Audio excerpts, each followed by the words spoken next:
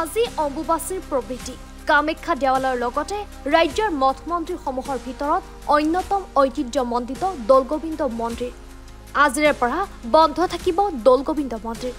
অম্বুবাচীৰ প্ৰবৃত্তি উপলক্ষে দিনৰ 2:48 2 ছেকেণ্ডৰ পৰা মন্দিৰ দৰ্শনাৰ্থীৰ বাবে বন্ধ থাকিব পুনৰ 25 জুনত অম্বুবাচীৰ নিবৃত্তিৰ সময় অনুসৰি পুৱতি নিশা 3:11 27 ছেকেণ্ডত মন্দিৰ খোলা হ'ব যদিও 26 জুনৰ পুৱা 8:30 বজাৰ পৰা মন্দিৰ মুকলি কৰি দিয়া হ'ব দৰ্শনাৰ্থীসকলৰ বাবে মন্দিৰ পৰিচালনা সমিতিৰ তৰফৰ পৰা জনোৱা হৈছে এই তথ্য প্ৰবৃত্তি মানে আমাৰ পূৰ্ণাংগ পঞ্জিকা মতে আমাৰ আজি 2:48 মন্দিৰ বন্ধ থাকিব দৌলগোবিন্দ মন্দিৰ দুৱাৰ মুখ্য দুৱাৰ বন্ধ থাকিব আৰু আপোনাৰ 26 তাৰিখ বৃহস্পতিবাৰ সেইদিনা আপোনাৰ 8:30 বজাত আকৌ খুলি দিয়া হ'ব মুখ্য দুৱাৰ খুলি দিয়া ভক্তপ্ৰাণ ৰাইজ আহিব আৰু ভক্তপ্ৰাণ আহি ভক্তই দৰ্শন হ'ব শিক্ষাৰ্থী দৰ্শন হৈ মন্দিৰৰ ভক্তবিলাক আহিব আহি আপোনাৰ এনেই চাই যাব আৰু দৰ্শন নহয় আৰু দৰ্শন মুখ্য দুৱাৰ বন্ধ থাকিব দৰ্শন নহয় 26 তাৰিখ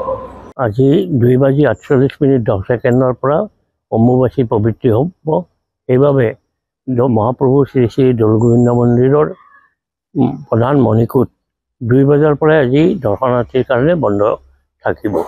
আৰু 26 তাৰিখে ৰাতিপুৱা 8:30 পৰা দৰ্শনাৰ্থীৰ বাবে মন্দিৰ খুলি দিয়া হ'ব মানুহ ৰাইজ আহিব পাৰিব আহি ভক্তসকলে আহি বাহিৰৰ পৰা চাই যাব পাৰিব কিন্তু মন্দিৰৰ দৰ্শন কিন্তু বন্ধ থাকিব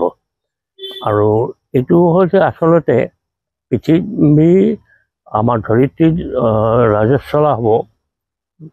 অম্বুবাচী মানে ধৰিত্ৰীৰ ৰাজস্বলা হ'ব